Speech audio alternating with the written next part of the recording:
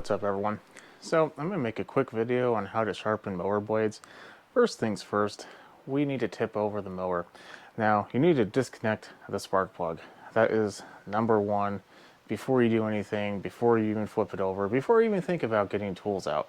You disconnect the spark plug. The reason being is you're about to potentially turn this motor, and if for any reason, let's say the kill switch is rusted and not making a good connection, and you start spinning, there's a possibility, especially since we're tipping it over, fuel might have gone into the cylinder and you might turn yourself into a one-hand mechanic.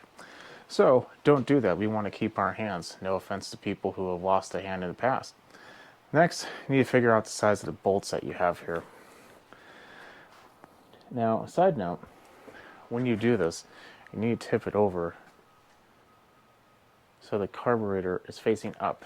You never, ever, ever, ever, ever, one more, ever, tip it the other way, because what will happen is on almost every single motor I've ever seen, the crankcase vent, which is directly open to the oil, is on the same size as the carburetor. They do that for a reason, because that is oftentimes the fumes and the pressure and the oil vapor gets pumped into the carburetor or through the air intake through the carburetor to be reburned instead of vented to the atmosphere.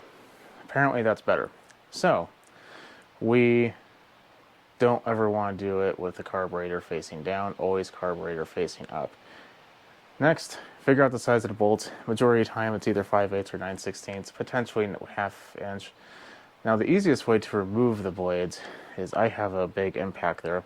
If you don't have a big impact, I've done it before where you just took a socket, and if you have preferably a long handled not ratchet, there we go, that's a little heavier duty, and that you can even take like a pipe if you need to make it a little longer, you can go ahead, get that out, and take like a piece of wood and kind of like maybe jam it in the chute right there or something. You need to jam the blade up because this is going to be, not easy to take off. You don't want to use your hand, especially if you forgot step one, which yet again, if you are doing that one hand mechanic, you don't want that. So after you take the blade off, you have the blade. Now, there's many different ways of doing this. This one has 2 blades, so if you have 2 blades, make sure to remember the orientation. Just know that there's a couple key things, kind of like, how faucets are made. Hot is always on one side, water is always on, cold water's on the other side. Same thing. With these mowers, the engine spins counterclockwise, so the cutting direction, let's say we're on this side, is going to be facing up. If we're on this side, it's facing down. You don't want to put it upside down because you'll sharpen your blades and your lawn's going to look like complete crap because you're literally just hitting it with like a dull, not even butter knives are that dull. So don't do that. Having said that, once you have the blades off, the easiest way, in my opinion, the way I do it, is I take a grinder. I have a cheap little Harbor Freight grinder I've used for many years. I still use it to this day. And he doesn't have to be a battery powered one. I just have a battery powered one because I like using it for metal work too. Grinder, flap disc. Currently that's at 100 grit. You can go to 80. Yeah, you can even do 60. But you're really kind of pushing that one. You don't really want to remove a lot of metal. We're not removing a lot of metal when doing this. We are simply removing the edge or sharpening the edge. Now if you see on this one, I've done part of it. It's a little hard to tell, but can you see like the end and how the part that I have already kind of started to get shiny?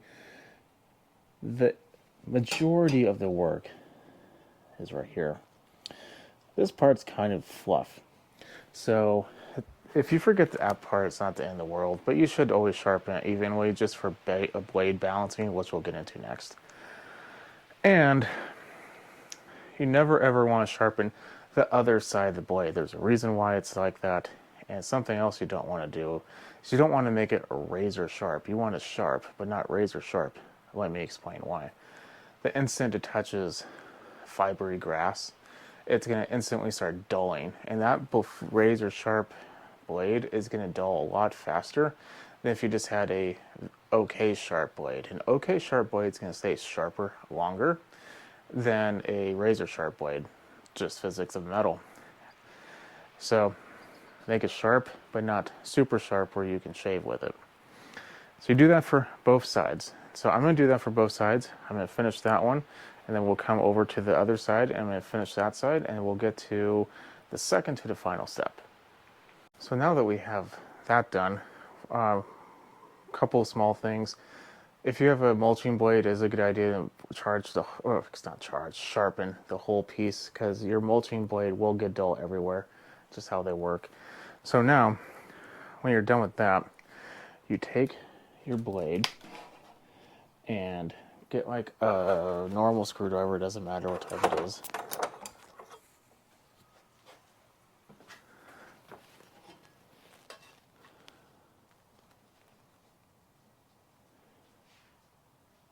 You put it on there.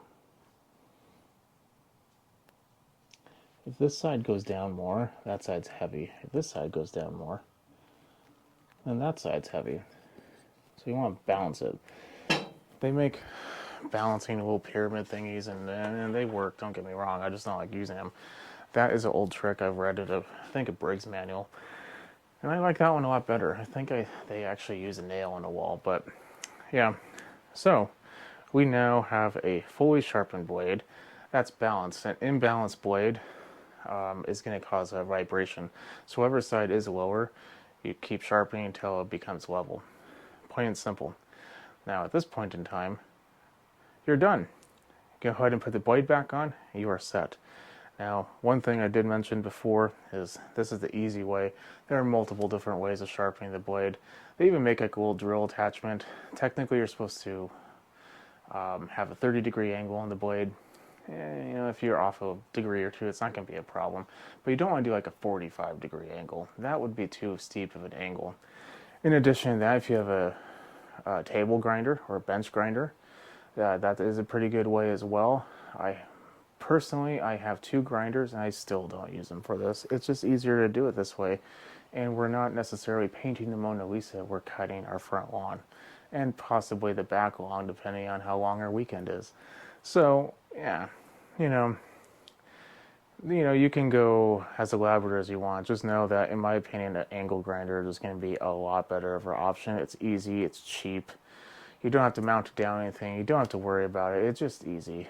Flap discs are cheap too. If you only use it to sharpen your blades, your flap disc is going to last a long time. So go ahead and put the blade back on and give it a pull. So we're about done. For reference, if you do have a Honda, how you end up putting them on is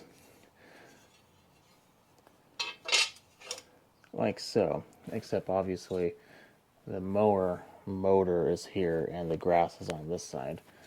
So that's how you put them on. The small blade is facing the motor and the big blade is facing out. At least I believe that's how it goes. Yeah, okay. They're a little weird sometimes. Anyway, so we are officially done. Oh, if you like what you see, keep watching, subscribe, put a thumbs up. This helps you out. It definitely helps me out if you do so. If you have any questions, leave a comment below. If you find a different tool that's even easier, I'd be really surprised if there is one, but definitely leave that comment as well. And I'll see you on the next video. You have a good rest of your night.